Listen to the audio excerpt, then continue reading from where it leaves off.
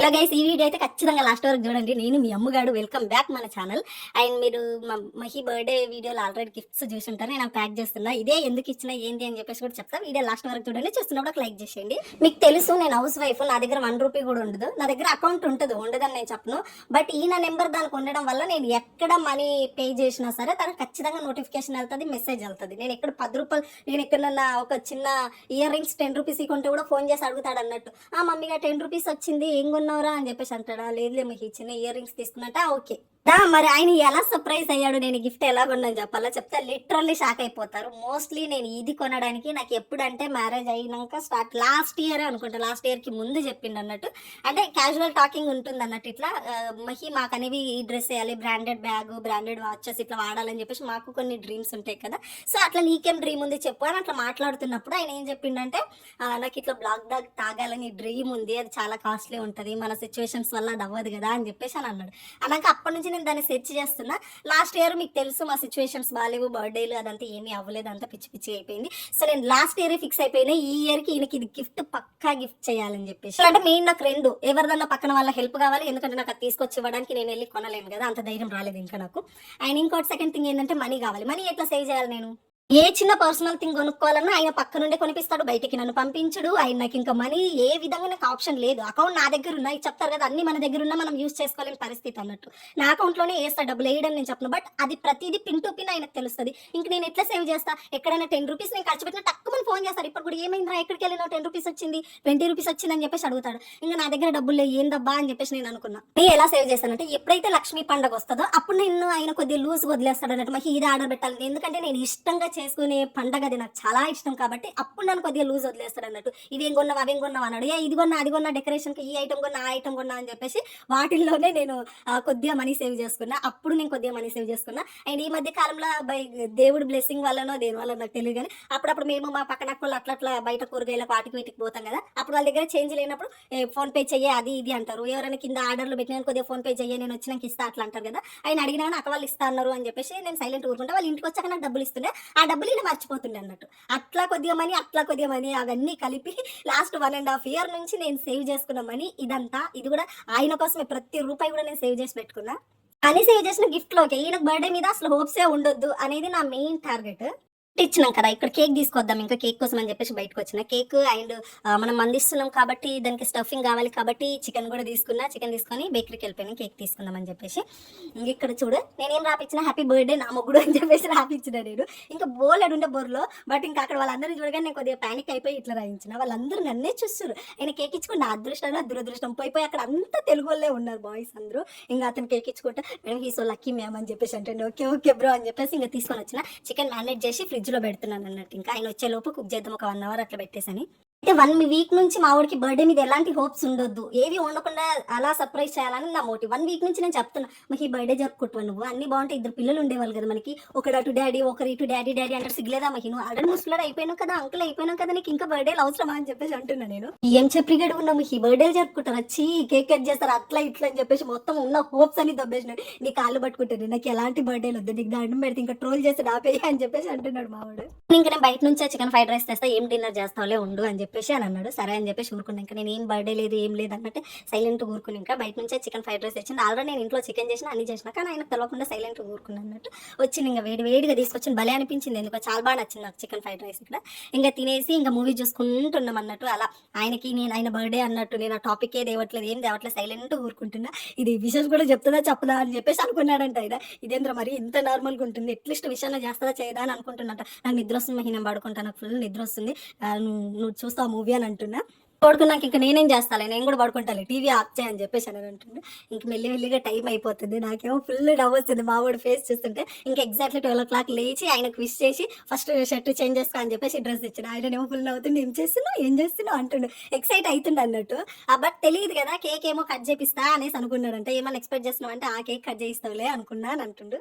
ఇక్కడ నుంచి షార్ట్ లో చూసారు మీరు, కేక్ కటింగ్ అదంతా అయిపోయింది, కొంచెం ఎక్సైట్ అయిపోయింది. బట్ ఇదే ఎందుకు గిఫ్ట్ ఇచ్చాను అనేది ఇప్పుడు చెప్తా. ఫస్ట్ దానికన్నా ముందు ఒక లైక్ చేసేయండి. ఇదే ఎందుకు గిఫ్ట్ ఇచ్చినంటే, మనకు ఎలా గిఫ్ట్లు ఉంటాయో saris, nighties, gold, silver, branded bags, watches, slippers ఇట్లా ఎవ్రీథింగ్ మనకి ఎలా డ్రీమ్స్ ఉంటాయో బాయ్స్‌కి కూడా అలా ఉంటాయి. బట్ వాళ్ళు బయటికి చెప్పలేరన్నట్టు.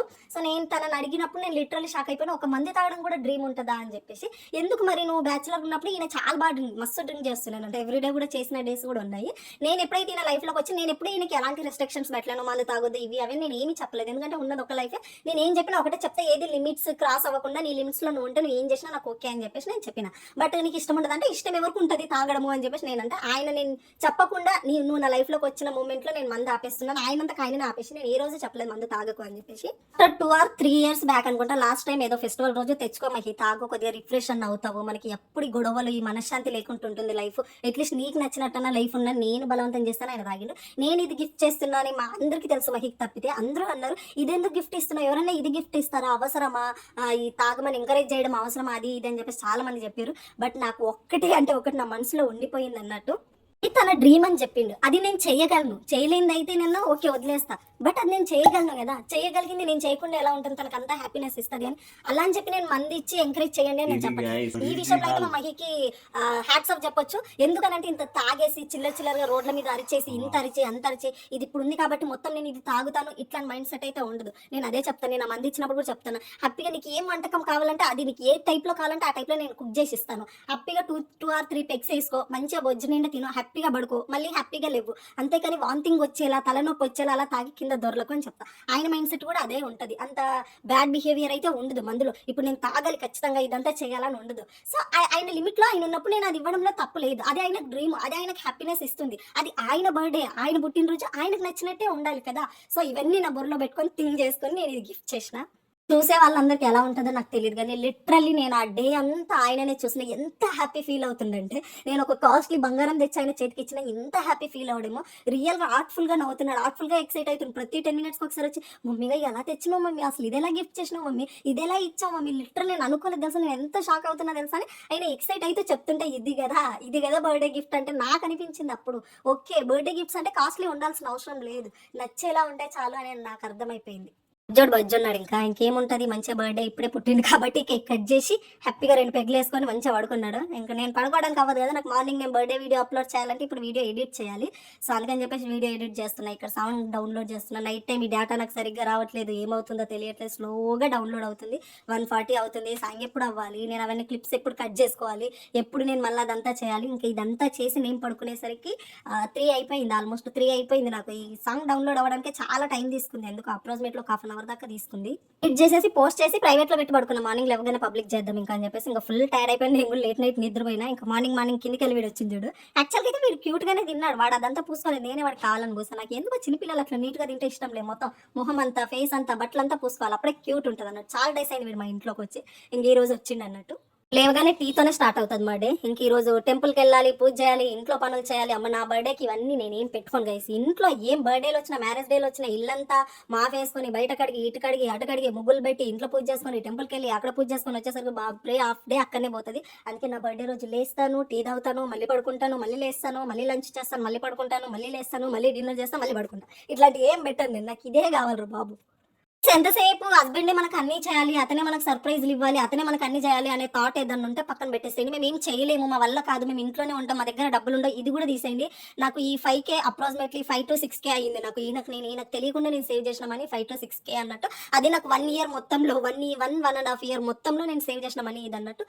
మనకి ఇవ్వాలి చెయ్యాలి అని ఒకరి మీద నిజంగా లవ్ ఉంటే అది ఏ విధంగా నన్ను అవుతుంది. నాకు మా ఆయన కూడా చెప్తాను, నాకు నీకు ఎన్నో చేయాలనిపిస్తాం మమ్మీ, కానీ నీకు ఎన్నో చేయాలనిపిస్తుంది, కానీ నా దగ్గర డబ్బులు లేవు, కానీ నా దగ్గర టైం లేదు, నేను ఇట్లా చేద్దాం అనుకున్నా అట్లా చేద్దాం అనుకున్నా. నాకు ఈ డైలాగులు విని ఇరిటేషన్ వస్తుంది. ఎట్లా చేయకండి, మనకు నిజంగా వాళ్ళ మీద లవ్ ఉంది, వీళ్ళకి ఏమన్నా చెయ్యాలి అని మనం నిజంగా ఆర్ట్ఫుల్గా అనుకుంటే ఆ దేవుడు ఆ సిచ్యువేషన్ ఎట్లన్నా తీసుకొస్తారు. లాస్ట్ ఇయర్ నేను ఏమీ చేయలేదు, బట్ లాస్ట్ ఇయర్ నేను ఫిక్స్ అయిపోయినా నెక్స్ట్ ఇయర్ నేను ఇది చెయ్యాలి అని. ఈ ఇయర్ మొత్తంలో పాసిబుల్ అయింది కదా. నేను కూడా అట్లనే డైలాగులు కొడుతూ నేను ఎంతో చేద్దాం అనుకున్నా, మీకు నా దగ్గర డబ్బులు లేవు, నేను ఎక్కడ పోను, నేను ఇంట్లోనే ఉంటాను, నా దగ్గర ఏం లేదు అని అంటే అది కాదు కదా. నిజంగా ఏదో చెయ్యాలి అనుకుంటే అది సిచ్యువేషన్ వస్తుంది, దాని గురించి మనం కష్టపడాలి, లవ్ చేయాలి అంతే. హానెస్ట్గా లవ్ చేస్తే ఆ దేవుడు ఏదో ఒక రూపంలో మనకి హెల్ప్ చేస్తాడని నాకు గట్టి నమ్మకం. బర్త్డే బాయ్ ఇక్కడ చెట్టు పెడుతుండే, బర్త్డేస్ కి చెట్లు పెట్టడం నాకు చిన్నప్పటి నుంచి ఉన్న అలవాటు. ఎవ్రీ బర్త్డే ఖచ్చితంగా చెట్టు పెట్టిస్తారు మా ఇంట్లో, ఫుడ్ డొనేట్ చేయిస్తారు. అండ్ ఇంక నేను చాలా అనుకున్నాను బర్త్డేకి ఏమో చేద్దామని, బట్ కొన్ని నా వల్ల కాలేవు. నెక్స్ట్ ఇయర్ చూసుకుందాం. ఇంక ఇక్కడ టెంపుల్కి వచ్చేసాం అన్నట్టు. మా వాడు ఎంత అదృష్టవంతుడు అంటే టెంపుల్ క్లోజ్ చేసిరు అన్నట్టు. హస్బెండ్లకే కాదు వైఫ్ లకు కూడా సర్ప్రైజ్లు ఇవ్వండి, ఓకేనా? అది సర్ప్రైజ్ అంటే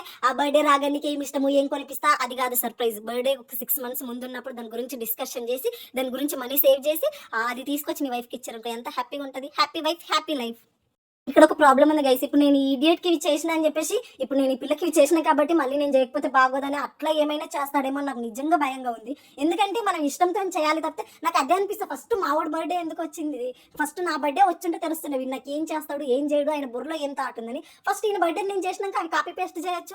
ఓకేలే ఈ పిల్ల నాకు చేసినందుకు నేను చేయకపోతే మళ్ళీ ఫీల్ అవుతుందేమో అని చేయొచ్చు. లేదా జనాలందరూ అరే ఆడి బర్త్డేకి ఆ పిల్ల అట్లా చేసింది, ఈ బర్త్డేకు ఈ పిల్ల బర్త్డేకి ఏం చేయలేదు అని ఎవరైనా అనుకుంటారేమో అని చేయొచ్చు. హార్ట్ఫుల్ గా చేయొచ్చు. ఇట్లా మిక్స్డ్ ఉన్నప్పుడు ఏదైనా చేసినా నేను అట్లాంటివి తీసుకోలేను అన్నట్టు నేను చెప్తున్నా కూడా. వాడికి అదే చెప్తున్నా, మహిను నాకు ఏమైనా గిఫ్ట్ ఇవ్వాలంటే 1/2 kg చికెన్ 1/2 kg మటన్ తెచ్చి చాలు, ఇంకేం సర్ప్రైజ్ వద్దు ప్లీజ్ అని అడుక్కుంటున్నా. ఎందుకంటే అది సర్ప్రైజ్ అవ్వదు, షాకింగ్ అవుతుంది. ఎందుకు నాకేం చేసినా హార్ట్ఫుల్ గా చేస్తాడు అని నాకైతే అనిపించదు. ఎందుకంటే హార్ట్ఫుల్ గా ఎవరికైనా ఏదైనా చేస్తే మనం అది ఎంతో ఇష్టపడి ఎంతో థింక్ చేసి ఎంతో కష్టపడి సేవ్ చేస్తే దాంట్లో ప్యూరిటీ అలాగా అనిపిస్తుంది.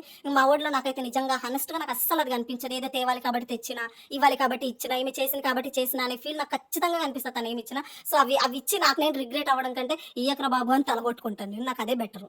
బర్త్డే రోజు మేము లంచ్ కోసం అని చెప్పేసి వచ్చినాం. ఇప్పటివరకు మేము వచ్చిన రెస్టారెంట్ లో బిగ్గెస్ట్ రెస్టారెంట్ ఇదే అయ్యి ఉంటుంది, చాలా పెద్ద రెస్టారెంట్ అన్నట్టు. ఇక్కడ తలపా కట్టి బిర్యానీ మీరు వినుంటారు, అప్పట్లో పేపర్ కూడా వచ్చింది కదా. నేను ఇంట్లో కూడా ఒకసారి ట్రై చేద్దాం అనుకున్నా, దానికన్నా ముందు ఒకసారి టేస్ట్ చేద్దామని చెప్పేసి అనుకున్నాం. తలపా కట్టి బిర్యానీ అన్నట్టు. సరే అని చెప్పేసి ఇక్కడికి వచ్చినాం. ఇక్కడ తినే వాళ్ళకంటే జనాలే ఎక్కువ ఉన్నారు అన్నట్టు. ఎంత డిస్టర్బ్ చేస్తున్నారంటే తింటుంటే మా ముందే 10 మంది నించొని ఎప్పుడైపోతుందా ఇంకేందా అని వాళ్ళు చూస్తే మాకు చాలా ఇబ్బందిగా అనిపించింది, అనవసరంగా వచ్చినాం అనిపించింది. Taste worst taste. ఎందుకు బయటకు వచ్చినాం రా అని ఫీల్ అవుతాం. అందుకే నేను బయట తినది అంబిషియస్ అండ్ రెస్టారెంట్స్ ఇవన్నీ చూసి బిల్డప్ ఇచ్చుకోవడానికి పోతారో ఏమో నాకు తెలియదు, కానీ నాకైతే ఆ టేస్ట్లు కొంచెం కూడా నచ్చలేవు గైస్. ఇప్పుడు రెస్టారెంట్కి వెళ్ళినా స్టార్టర్స్ తోనే స్టార్ట్ చేస్తుండే అన్నట్టు. మేము ఇప్పుడు చేంజ్ చేసేసి ఇంకా సూప్ తో స్టార్ట్ చేద్దాం అనుకున్నాం. ఇక్కడ పాయా సూప్ ఆర్డర్ ఇచ్చినాం. ఎంత వరస్ట్ గలీజ్గా ఉందంటే అబ్బా అనిపించింది, అస్సలు నచ్చలేదు నాకైతే. అండ్ ఇక్కడ ఇది పలావ్ చూడండి, ఇది తలపా కట్టి బిర్యానీ అంట. ఇదేంటంటే వంటలు రానోళ్ళు బ్యాచులర్లు అన్ని కలిపి చికెన్ రైస్ అన్ని కలిపి కుక్కర్లో వేసేస్తే వస్తే ఎలా ఉంటుందో అలా ఉంది. మళ్ళీ స్పెషల్ ఇదే ఎక్కువ కాస్ట్, ఇంకా నార్మల్ బిర్యానీ కంటే కూడా ఇదే ఎక్కువ. ఏం చేస్తాం, ఇంకా అంత డబ్బులు పెట్టినప్పుడు తినాలి కదా. ఇక మొత్తం తినేసినాం అనుకోండి, యావరేజ్ అంటే యావరేజ్, ఏదో బ్యాచులర్ ఫుడ్ తిన్న ఫీల్ వచ్చింది నాకు తప్పితే స్పెషల్ బిర్యానీ తలపా కట్టి అట్లయితే నాకు అస్సలు నచ్చలేదు కూడా. చూద్దాం ఇంట్లో ఒకసారి ట్రై చేద్దాం. ఇందుకే గైస్ మేము ఇంట్లో ట్రై చేస్తే ఇందుకు రెస్టారెంట్లకు వెళ్ళలేక కాదు, ఒకసారి బయట పెట్టుకోలేక కాదు, ఈ టేస్ట్ అస్సలు నచ్చదు మాకు, అస్సలు నచ్చదు. ఇంట్లో చాలా బాగా చేసుకుంటాను, చాలా బాగా టేస్ట్ వస్తుంది. బయటతో కంపేర్ చేస్తే నిజంగా అంబిషియస్ కి ఆ రెస్టారెంట్లకి అక్కడికి వెళ్ళి సెల్ఫీలు దిగి పెట్టడానికే బిల్డప్ కొడతారేమో నాకు తెలియదు. నాకైతే ఇక్కడ ఫుడ్ నచ్చదు. ఇంకా ఇక్కడ మొత్తం ఫుడ్ అంతా ఏం చేస్తాం, డబ్బులు ఇచ్చినప్పుడు తినాలి కదా, ఫుడ్ మొత్తం తినేసినాం అన్నట్టు. ఇక బిల్ వచ్చింది, ఇక్కడ చూడండి బిల్ వచ్చింది, ఎంత వచ్చింది 600 వచ్చింది చూడండి గైస్. ఇదే 600 వెళ్తే 400 500 మటన్ తీసుకొని 100 రూపీస్ చికెన్ తీసుకుంటే చికెన్ మటన్ 2 వస్తుండే. మా ఇంట్లోనే సూపర్ గా తింటుంటే మేము సర్లే అని చెప్పేసి అప్పుడప్పుడు బయట తిందామంటే ఇది ఎందుకు తిన్నామా అని రిగ్రెట్ అవ్వాలి అది అరిగే వరకు. ఇతనే ఈ అంకుల్ ఈ తాతనే తలపా కట్టి బిర్యానీ ఓనరు. ఫస్ట్ చేసింది ఈయననే తలపా కట్టి అంటే. మనం ఇంట్లో ఒకసారి ట్రై చేద్దాం సరేనా. అండ్ తలపా కట్టి తాత బిర్యానీ అయితే అసలు బాగాలేదు, చెఫ్లనన్నా చేంజ్ చేయండి, లేదా నాకు చెప్పండి నేను వండి పడతా. బట్ నిజంగానే మీరు హార్ట్ అయినా ఐఎమ్ సారీ, బట్ టేస్ట్ అయితే బాగలేదు. అండ్ ఇదే తలపా కట్టి బిర్యానీ అన్నట్టు. దీనికోసం ఒక 1/2 hour జర్నీ చేసి వెళ్ళినాం అన్నట్టు. సర్లే తినేసి ఇంకా హ్యాపీగా అలా ఇంటికి వెళ్తూ చూడండి బిల్డింగ్లు ఎలా కట్టారు. చెట్లు పెట్టమంటే పెట్టరు, బిల్డింగ్లు కట్టమంటే మాత్రం కడతారు. ఇంత పొడవు భూకంపాలు రమ్మంటే రావా ఏంది. ఇక్కడ ఇంకా ఇంటికి వెళ్తూ ఉన్నాం అన్నట్టు. చాలా బాగుంది లొకేషన్, ఈ వెదర్ అంతా బాగుంది. ఆ తాత దగ్గరికి వెళ్ళిండు, ఏమో అడుగుతా అని చెప్పేసి వెళ్ళిండు. ఏం అడిగిండో మనకు తెలియదు. ఏం అడిగినా అంటే ఏం లేదు, ఊరికే పదా ఇంటికి వెళ్దాం పదా అని చెప్పేసి ఇంటికి వచ్చి ఆఫ్టర్నూన్ అంతా బజ్జుకొని ఇంకా ఫుల్గా మళ్ళీ ఫ్రెష్ అయిపోయి ఈవినింగ్ మళ్ళీ బయటే తిందాము అని. ఒకసారి తిందా మాకు బుద్ధి రాదు కదా, ఇంకొకసారి బుద్ధి కావాలి కాబట్టి మళ్ళీ పోయినాం అన్నట్టు. ఈసారి వేరే సైడ్ వెళ్ళినాము. అంతకుముందు స్టార్టింగ్ లో అక్కడ తిన్నప్పుడు బాగా అనిపించింది, అదే టేస్ట్ వస్తుందని అనుకోవడం మా తప్పు అన్నట్టు. అందుకే వెళ్ళినాం. ఈవినింగ్ ఎంత ట్రాఫిక్ ఉంటుంది చూడండి, అందుకే నచ్చదు గైస్ బయటకు రావడం. ఇందుకే నచ్చదు నాకు, ఈ ట్రాఫిక్ లో ఇరుక్కుపోవాల్సి వస్తుంది. ఇదే కృతంగా అన్నట్టు. అండ్ ఇక్కడ బాగుంటది. ఫస్ట్ టైం మేము బెంగళూరుకి వచ్చినాక మొత్తం తిని ఎక్కడ నచ్చక ఇక్కడ ఈ రెస్టారెంట్లో కొంచెం స్పైసీస్ అవంతా మాకు నచ్చినట్టు అనిపించింది. అదే ధైర్యంతో అదే హోప్తో మేము మళ్ళీ ఇక్కడికి వచ్చినాము. బట్ వచ్చి తప్పు చేస్తామని మాకు తొందరలోనే ఏమంటారు వెంటనే అర్థమైంది అన్నట్టు. మేము వచ్చినందుకు ఏమో జనాలు ఎక్కువ లేరమ్మా, పీస్ఫుల్ బాబోయ్ అనుకున్నాను. నాకు ఇక్కడలో మీ ఉన్న వాటిల్లో కొంచెం బెస్ట్ అనేది అనుకుంటే నేను ఈ రెస్టారెంటే అనుకునేదాన్ని. బట్ ఏం చేద్దాం, ఇక్కడ కూడా చెఫ్ చేంజ్ అయ్యిండేమో మేబీ, నాకు తెలియదు. అప్పుడు వచ్చిన టేస్ట్ అయితే అసలు రాలేదు. రిగ్రెట్ అయ్యి ఈ డే మొత్తం బయట తిన్నాం కానీ ఫుడ్ ఎక్కడ సాటిస్ఫైడ్ అయితే లేదన్నట్టు, రిగ్రెట్. బట్ మార్నింగ్ ఫుడ్తో కంపేర్ చేస్తే ఈ ఫుడ్ 50% బెటర్ అనుకోవచ్చు. అండ్ ఇక్కడ మేము మటన్ సూప్ బెడ్ చెప్పుకున్నాం. ఇంకొకటి బెస్ట్ ఏమనిపించిందంటే, ఊరికే మా చుట్టూ తిరిగి ఏం కావాలని ఇరిటేట్ చేయలేరు. ఈ మధ్య రెస్టారెంట్లకు వెళ్తే మన చుట్టే మనల్నే చూస్తూ ఉంటారు, తినాలన్నా ఇబ్బందిగా అనిపిస్తుంది. అది ఏందో అర్థం కాదు. కొన్ని రెస్టారెంట్లు బయట చూస్తేనేమో అంత పెద్దగా ఉంటాయి, లోపలనేమో ఎవడు జనాలు ఉండరు. ఆడ తినే వాళ్ళకంటే ఆ వండే వాళ్ళు, ఆ వడ్డించే వాళ్ళు, ఆ సర్వర్స్ ఎక్కువ మంది ఉంటారు. ఇరిటేటింగ్ అనిపిస్తుంది. ఓకే, మనం పిలుస్తాము, అందుబాటులో ఉండాలి, అంతేగాని ముందే చైర్లేసుకొని కూర్చున్నట్టు ఇంకేం కావాలని వాళ్ళు చూస్తూ ఉంటే తినే వాళ్ళకి ప్రైవసీ ఉండదు, ఇబ్బందిగా ఉంటుంది అన్నట్టు. బట్ ఇక్కడైతే ఆ ఇబ్బంది ఏం లేకుండా అన్నట్టు. మేము ఇక్కడ ఫుడ్తో పాటు కోక్ కూడా చెప్పుకున్నాం అన్నట్టు. అండ్ ఫుడ్ మార్నింగ్తో కంపేర్ చేస్తే ఇక్కడైతే చాలా బెటర్ అనిపించింది. అమ్మా బెటర్ బాబోయ్ అనుకున్నాం మేము. అండ్ ఇక్కడ మేము ఫుడ్ మొత్తం కంప్లీట్ చేసేసినాం. ఇది మా ఊడి బర్త్డే వ్లాగ్. విషయం ఏంటంటే, ప్రతి అమ్మాయి లైఫ్ లో తన ఫస్ట్ హీరో తన డాడీ, సెకండ్ హీరో తన హస్బెండ్ ఖచ్చితంగా. బట్ నా లైఫ్ లో ఇద్దరు హీరోస్ బర్త్డే కూడా ఈ రోజే. నేను ఇంకా మార్నింగ్ కూడా నేను విష్ చేయలేదు, ఎందుకు నాకు ఇద్దరిని కంపేర్ చేసి విష్ చేయాలనిపించలేదు. మా డాడీ బర్త్డే, మాకి బర్త్డే, ఇద్దరు బర్త్డే ఒక్కరోజే. నేను ఈడియట్ ని లవ్ చేయడానికి అది కూడా ఒక రీజన్ అనుకోండి. ఇది ఎక్కడ నిబ్బాద్రా అని అనుకుంటారా? ఏం కొన్నిసార్లు నిబ్బా బ్రాండ్కి నేను కూడా ప్రెసిడెంట్ అనిపిస్తాను నేను. అండ్ ఇక్కడ బర్త్డేస్ అన్ని కంప్లీట్ అయిపోయి, డిన్నర్ అయిపోయి, ఇంకా టీతో ఎండ్ చేయాలి కాబట్టి ఏం చేస్తున్నా. Thank you so much, love you all. Thank you so much. Please like చేయండి, సబ్స్క్రైబ్ చేయండి, కమెంట్ చేయడం మాత్రం అస్సలు మర్చిపోవద్దు. బాయ్.